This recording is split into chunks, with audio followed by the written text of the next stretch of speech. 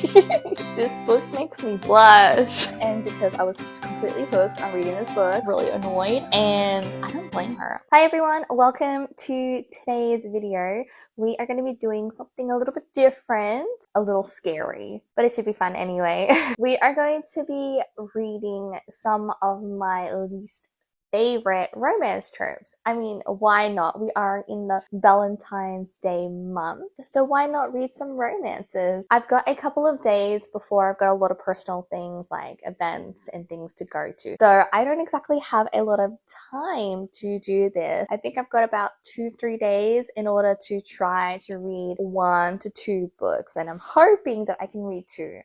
So one of the main romance tropes that I'm not always gravitating towards is miscommunication. It's just something about miscommunication that just irks me sometimes, because I just want them to just talk, because communicating things is very important in a relationship, in all relationships, and not just a romantic relationship. So I really sometimes don't gravitate towards these types of books because I get frustrated and then I don't enjoy the story. However, though, that doesn't mean that I don't love these books also and rate them really highly. So it really just depends on so many different outcomes, like plots, storyline, character development, and also the actual writing itself and how things are formatting. There's so many things that can actually cause somebody to like a book, and having a specific trope that you may or may not gravitate towards can also affect that, but it can go either way as well. So the first book that I really want to get into, and it's also on my February TBR, is Happy Place. I have been wanting to read Happy Place for a really long time. After I read Beach Read, I think 2 or 3 years ago, and that was the first book that I read that was Emily Henry. So I then got Happy Place just after I read Beach Read, and I haven't read it because I found out that it had miscommunication, and every single time I read the blurb, I knew that it had miscommunication, and I just wasn't in the mood for it the entire time I've had it. But because it's 2026 summer, and I think the only other book that I've read is a summer book, I think was the Cinnamon Book Bun Store. So I really wanted to just read a book that was specifically based in summer by the cover, by the content, and everything. So I really want to get into this book. And I have to say, I'm a bit worried because I feel like the miscommunication in this is going to be very overwhelming. And I even had a look online, and this was one of the main books that was put as miscommunication. So I'm a bit worried about it. I think also this is a second chance romance, which I'm not also really big into either. And I think it's also friends to lovers, but I'm also not big on friends to lovers either. So this is going to be quite interesting to see how I go with this book. I am definitely worried, but I'm really excited because I've heard a lot of good things about Happy Place as well. A lot of people rate it really highly, even though it's got the miscommunication. So I am very excited to read this book. I'll definitely be audiobooking this as well, but I really just want to read physical books for a bit. I haven't done that in so long. Yeah, so while my son is still sleeping, I think I'm going to just get started onto this. So I'll see you when I'm reading.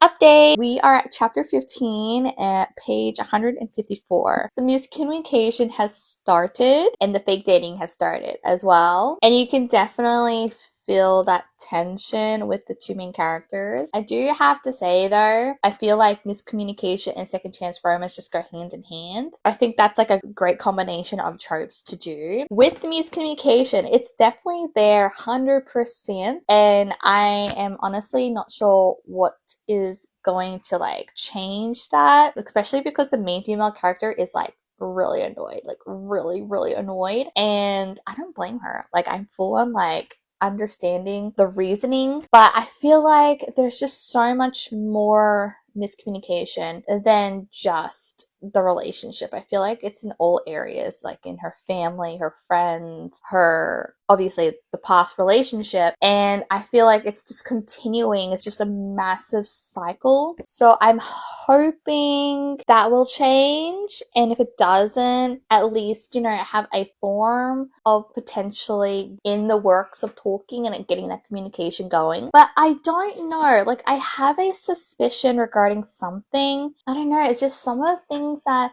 Cleo is doing and also Sabrina, they're just a bit sus. Like I feel like there's secrets happening, and not just even from Harriet's side. So I feel like there's a lot of secrets going on, and I just don't know. Like I have a weird suspicion about something. I'm not gonna say what it is because that could be a spoiler, and I don't want to spoil it for anybody. So I don't know. There's a lot of sus stuff happening right now. So far, so good. Really enjoying it. Definitely eager to see what's going on. So I'll update you guys soon.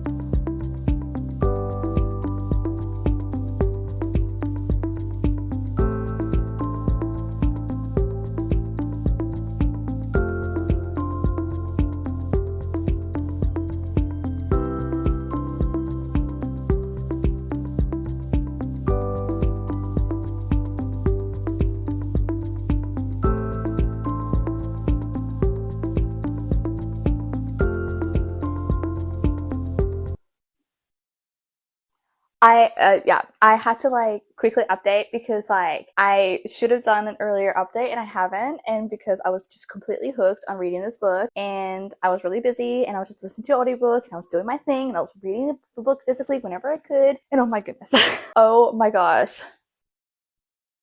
I am at chapter 32, page 307, 309. Wow. Like I'm shocked. I had a little suspicion, and it wasn't even that long, and it was like 5 minutes, and then all of a sudden, what I thought was sus actually came true, and that is freaking insane. That is crazy. I was not expecting that. That is insane. Like, what? It was so small, that my suspicion. I was not expecting it at all, but then what? That is insane. I wasn't gonna update you until I finished it because I was like just into it. But as you can see, I really got through a lot. I had to stop reading just so I can take a moment to just like decipher what I just read and what on earth. I've got roughly about 80 pages left in the book, and that was a massive bomb that just like hit. So in regards to the whole miscommunication, it's quite big right now. Massive. Like it's massive right now. Things are starting to slowly come out in the open. It's gotten to a point where it's kind of irking me, but also it's understandable, but then it's just like a little bit too much. But in a way, I'm kind of glad that things are starting to come out in the open now. But there's still so much unanswered things, and there's still a lot of miscommunication still happening. I'm definitely going to be reading this today. I have not read a book in a full day, from like really early in the morning to the end of the day. Definitely audiobooking has helped with that. I don't know why, but it's made me feel a little bit sick. So I think I'm going to just like take a little break, and then I'm going to finish it. All right, I will probably see you when I finish. I finished. It was cute ending, very cute ending. It took a while to get there. That was probably like one of the longest 80 pages I had to get through. I'm probably gonna give it a 4.5 stars. I really enjoyed it. I like the character development of Harriet. That was a really good character development. The miscommunication was a little bit hard near the end, of course. It was probably like halfway when it started getting really bad, and then you had like massive reveals happening around here, and then there was still miscommunication until like probably 20 pages left. So that was a little bit difficult to get through, and it was interesting how things were starting to reveal and how things were coming out. I do have to say that it was really good with all the characters. There was a lot of hidden things happening. But yeah, I really enjoyed it. I liked the whole summer aspect. I loved all the characters and the whole friendship vibe. You know, when you kind of like finish a book and you're like glad it's finished, but you're not at the same time, this is the book. Because I have so many mixed feelings about it, but I know I enjoyed it a lot because I read it in one whole day. I mean, of course I love it, but the miscommunication, man, the miscommunication is so difficult to get through, and I really like that Happy Place showcases the issues of miscommunication. It really did it in a great way at how, you know, people can get really fixated on things because of assumptions, and they assume things, but then they're not honest with their own feelings or wanting to ask about things because they're assuming stuff. And it's crazy just like how much it can affect people and their lives. I definitely recommend this book, and honestly, I just love Emily Henry's writing style. It's so pretty, but also simple and sophisticated in a way. There's a lot of really pretty quotes, and then also it's very simple to read and get through. Also, it's quite hilarious how I'm going from this book, very, very happy, pretty, you know, summery vibe, to this book, which is dark romance, mafia, killings probably, and blood and stuff like that. So the differences between these two books, it's hilarious. Yeah, but I am going to be reading this book next, the Sweetest, Oblivion. I do have some daylight left today, so I definitely want to get started on this book. This also has miscommunication from what I read online, but I don't know if it's got any other types of tropes that I don't like. It's got a lot of tropes I do like, but I have been wanting to read this book, and I haven't read a mafia romance book, so I'm very excited to get started on the mafia romances, especially because it's also dark romance, because I'm a dark romance girly. I have no idea what this book is going to be about. All I know is like mafia, and that's it. But I think I'm going to get started on this, and I'll let you know what I get up to before I go to sleep. Yeah, excited.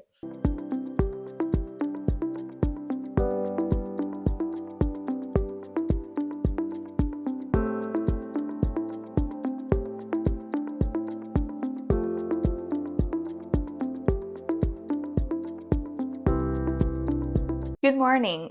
I have got an update. I could not stop reading this book yesterday. I'm just so hooked. Like, the miscommunication hasn't really started yet. There's been assumptions, so like there's a small amount, which is like normal because there's always miscommunication in the beginning. But I am just loving this book so much. I'm at chapter 14 right now. Not much has happened, but stuff has happened, and it's just this book makes me blush. And it's just so funny. Like, just the banter is pretty funny. And I just love how they just like nitpick things too. But it is a mafia dark romance. So like, I am just wondering when more of that mafia thing's gonna come in. It started to a little bit. It has come out a little bit. It's just so funny. I don't know. Like, the romance is just hilarious at this point. And I just love that tension. It's such a good tension how the author writes it. It's so good. And I just really can't wait to read more. Like, I specifically woke up early so I can read more. So I am going to do that. And I will talk to you after because I just want to read. So I'll talk to you after. We're not going to talk about it.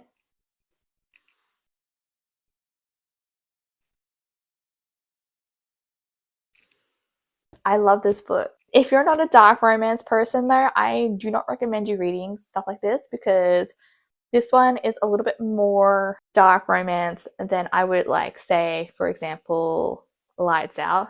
That is not as bad of a dark romance. That's actually pretty funny. And this is funny to me because of the banter and the romance and the tension, all those things. But I would not recommend this to someone who's not really into dark romance. But for people who are dark romance girlies like myself, I love it. It's great. It's so good. The miscommunication is there though. It is 100% there. Not as bad as Happy Place, but it's up there. It's up there as well. And it could have just been easily talked about, but I can totally understand why they're not talking about it. But I don't know why. Like, I feel like we're getting to a point where it's gonna happen, like things are gonna start coming out in the open. That's what I can really say about this book, is that romantic tension that is just massive. And it's just crazy. Like, I just like the amount of times I've had to like it's crazy. It's absolutely crazy. But I'm just loving it. We just put Zeke down to sleep. So you know, that I'm gonna devour this. I'm gonna finish this up, and I'm gonna I'm so excited to finish this. I really enjoyed Happy Place, and I was hooked on Happy Place, but this book really hooked me from the first page. Happy Place took a bit to get me like really into it.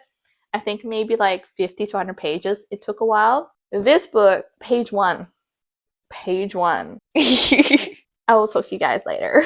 Good morning. It is the next day, and I finished this book. Now, I loved it so much. 5 stars. I know I don't really like miscommunication as a romance trope, but I can understand why it is needed and why it's there. And it's okay in small doses. I feel like that's fine.